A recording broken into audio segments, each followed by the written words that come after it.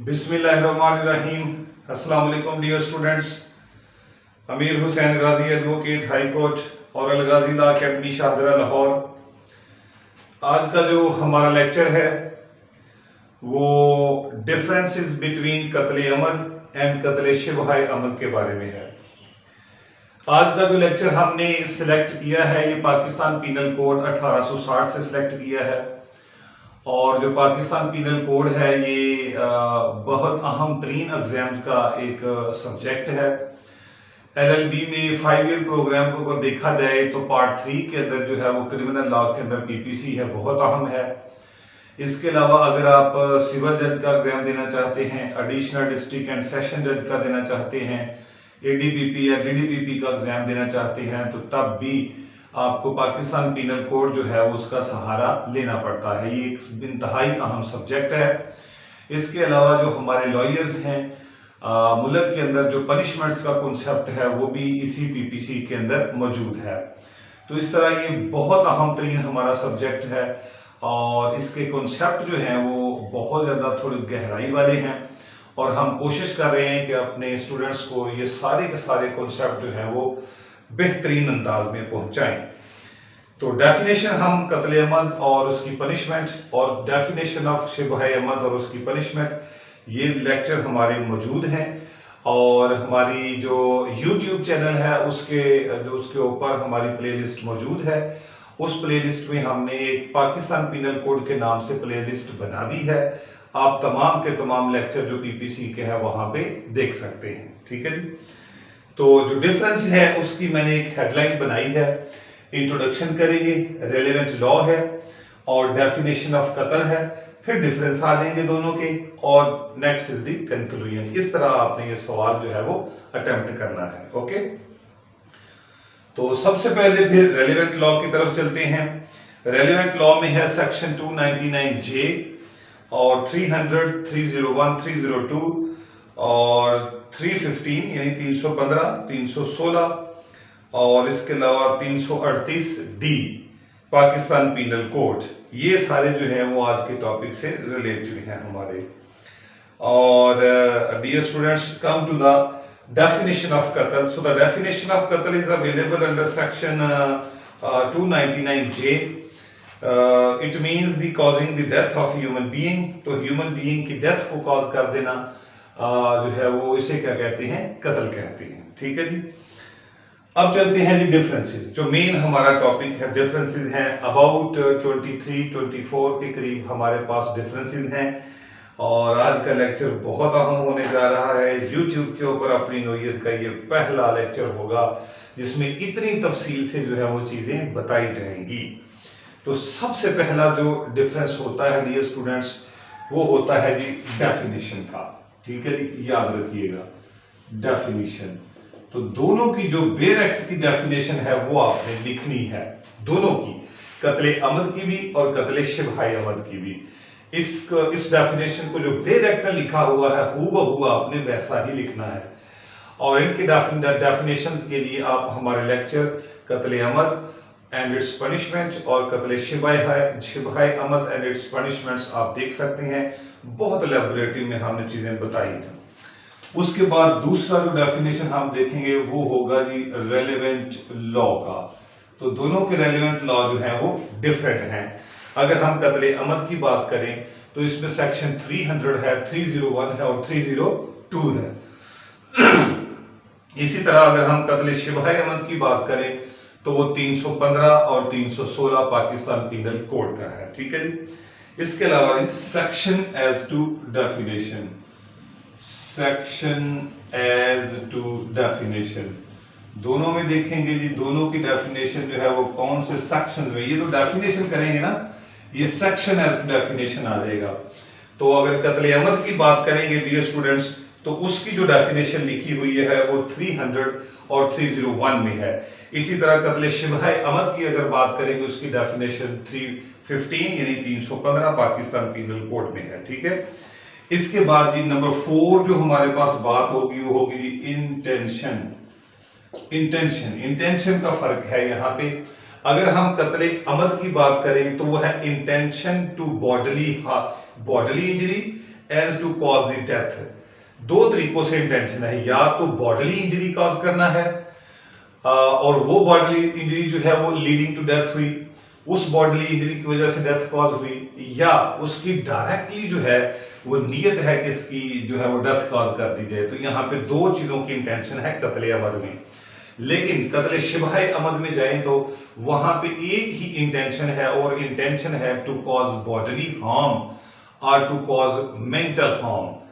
ठीक है, तो वहां पे सिर्फ और सिर्फ जो है वो उसको हार्म कॉज करना है, डेथ कॉज करने की इंटेंशन नहीं है। ओके, अगली बात जी कि नंबर 5 में आ जाएं तो दोनों में हम देखेंगे, एक में लफ्ज लिखा हुआ है बॉडीली इंजरी और एक में लिखा हुआ है हार्म टू बॉडी या हार्म टू माइंड।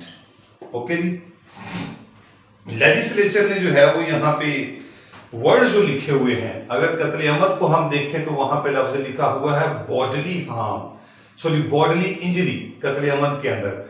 लेकिन अगर हम कत्ले शिबह अमद के अंदर जाएंगे तो वहां लिखा हुआ है हार्म टू बॉडी और हार्म टू माइंड। दो चीजें हैं, ये कत्ले शिबह अमद में हार्म टू बॉडी भी है और हार्म टू माइंड भी है। लेकिन जब कत्ले अमद की तरफ आएंगे तो यहाँ पे लफ्ज सिर्फ बॉडीली इंजरी है, यहाँ पे माइंड इंजरी का जो है वो जिक्र नहीं किया गया। ओके, आगे जी अगली बात नेक्स्ट है हमारे पास द वर्ड यूज जो किया गया है, एक जगह पे लफ्ज जो है वो यूज किया गया है जी इंजरी का, और एक साइड पे वर्ड यूज किया गया है हार्म का। ठीक है, ये भी डिफरेंस है, बॉडीली हार्म और बॉडीली इंजरी दो अलहदा अलहदा वर्ड जो है वो लिखे गए हैं। इंजरी का लफ्ज वही कत्ले अमद के अंदर है बॉडीली इंजरी, और हार्म का लफ्ज जो है वो वही कत्ले शिबह अमद में यूज हुआ है। ओके, नेक्स्ट चलते हैं nature of act. Nature of act number 7 is the nature of act. Okay, अगर हम कत्ले शिबह अमद सॉरी कत्ले अमद में जाएं, अगर हम कत्ले अमद सेक्शन 300 और सेक्शन 301 को अगर हम पढ़ें तो वहां पे लिखा होता है कि जो नेचर ऑफ एक्ट है ना वो है लाइकली टू कॉज डेथ है। उसका जो एक्ट है वो यही है कि लाइकली टू कॉज डेथ है। ओके जी, और अगर हम कत्ले शिबह अमद में तरफ चलें तो वहां पे लफ्ज है कि not likely to cause death. वहां पे एक्ट जो है ना वो लेस रियर है, और वो एक्ट जो है शिबह अमद के अंदर वो not likely to cause death है, उससे डेथ कॉज होने का कोई चांस नहीं होता, लेकिन डेथ कॉज हो जाती है। आगे है जी nature of weapon. Weapon, nature of weapon, दोनों में देखिएगा वेपन कैसे हैं। कत्ले अमद में होता है जी लीथल या डेंजरस वेपन, और उसमें होता है शार्प एज्ड ब्लंट वेपन। लेकिन कत्ले शिबह अमद के अंदर आ जाएं तो वहां पे होता है जी not lethal, not sharp, not blunt, it is stick. ये स्टिक है, ये कोई स्मॉल स्टोन है, ये जनाबे वाला कोई फिस्ट ब्लो है, ये कोई किसी की तरफ जो है वो कोई बुक का फेंकना है जिसकी वजह से उसकी डेथ कॉज हो जाती है। तो यहाँ पे वेपन का जो है वो डिफरेंस है। ओके, आगे यूज ऑफ वर्ड वेपन। हमने बड़ी गहराई से चीजों को देखा हुआ है डियर स्टूडेंट्स, बड़ी गहराई से चीजों को देखा है। कत्ले शिबह कत्ले अमद के अंदर वेपन का वर्ड यूज नहीं किया गया, लेकिन कत्ले शिबह अमद के अंदर वेपन का वर्ड जो है वो यूज किया गया है। ये इनमें जो है वो ह्यूज डिफरेंस है दोनों के अंदर। 7 डिफरेंस यहां पे हमने आपको इलैबोरेट कर दिए हैं। ओके, आगे चले 8वां डिफरेंस नंबर 8। आगे जी यूज ऑफ वेपन हो गया, ठीक है। नेक्स्ट हम चल रहे हैं, हमारे पास है जी नॉलेज। तो दोनों में नॉलेज देखेंगे। अगर हम चलें कि कत्ले अमद के अंदर, तो कत्ले अमद में है जी कि knowledge that his act is so imminent dangerous that in all probability it will cause the death of a person. उसको इल्म है कि उसका एक्ट जो है सो इमिनेंट डेंजरस, बहुत ज्यादा डेंजरस है, जो कि किसी की डेथ कॉज कर देगा। लेकिन शिबह अमद की अगर तरफ जाएं तो वहां पे लिखा हुआ है knowledge that his act is not so imminent dangerous, इसका एक्ट सो इमिनेंट डेंजरस नहीं है, and that it will not cause the death of a person. उसका एक्ट सो इमिनेंट डेंजरस नहीं है, वहां पे है सो इमिनेंट डेंजरस है। तो दोनों में फर्क है, ठीक है जी। तो कत्ले अमद के अंदर नॉलेज क्या है कि उसे पता है कि मेरा एक्ट सो इमिनेंट डेंजरस है that it will cause all probability it will cause the death of a person. लेकिन शिबह अमद की तरफ जाएं तो वहां पे नॉलेज उसे ये है कि that is not so imminent dangerous and it will not cause the death of a person. Okay, आगे number 10, death of unintended person. Death of unintended person, गौर से सुनिए ये बात। Unintended person, Pakistan penal code, अगर हम कत्ले अमद की बात करें तो पाकिस्तान पीनल कोड में दो सेक्शन दिए गए हैं, सेक्शन 300 है और सेक्शन 301 है, जिनमें कत्ले अमद की डेफिनेशन प्रोवाइड की गई है। लेकिन यहां पे समझना है कि जो कत्ले क्या कहते हैं, जो कत्ले अमद है उसके अंदर एक सेपरेट सेक्शन दिया गया है, सेक्शन 301। सेपरेट सेक्शन दिया गया है सेक्शन 301, जिसमें लिखा गया है कि अगर डेथ उस बंदे की कॉज नहीं हुई जो कि इंटेंडेड थी, बल्कि उस बंदे की कॉज हो गई जिसकी अनइंटेंडेड थी, यानी जो अटैकर था उसका मकसद ये नहीं था कि वो उस बंदे को मारता, तो वो मार कोई और बंदा गया है, ठीक है जी। यानी ए को मारना था, मार बी गया है, तो इसके लिए सेपरेट सेक्शन 301 है। लेकिन यहां पे सूरत हाल डिफरेंस है शिबह अमद के अंदर। शिबह अमद के अंदर कोई भी सेपरेट सेक्शन नहीं दिया गया अनइंटेंडेड बंदे की डेथ कॉज करने का। वहां पे लिखा हुआ है causing the death of that person और एनी अदर पर्सन, ठीक है जी। तो एनी अदर पर्सन से हम जो है वो प्रिज्यूम कर लेते हैं कि यहाँ पे भी अनइंटेंडेड पर्सन की बात हो रही है। तो सेक्शन 301 जो है वो एक सेपरेट सेक्शन है जिसमें अनइंटेंडेड पर्सन की डेथ का जिक्र है। लेकिन सेक्शन जब हम बात करते हैं शिबह अमद की, तो वहां पे सेक्शन 315 है और 315 के अंदर ही जो है वो लिखा हुआ है causing death of that person और एनी अदर पर्सन। वहां पे कोई सेपरेट सेक्शन मौजूद नहीं है। ओके, आगे जी, use of word injury and use of word harm, दोनों में, एक में लफ्ज इंजरी इस्तेमाल हुआ है और एक में लफ्ज जो है, आई थिंक ये हमने पहले बयान कर दिया है। आगे चलते हैं, नेक्स्ट है जी हमारा section of law as to punishment. Section of punishment, section of punishment, दोनों के पनिशमेंट के सेक्शन भी जो हैं वो डिफरेंट हैं।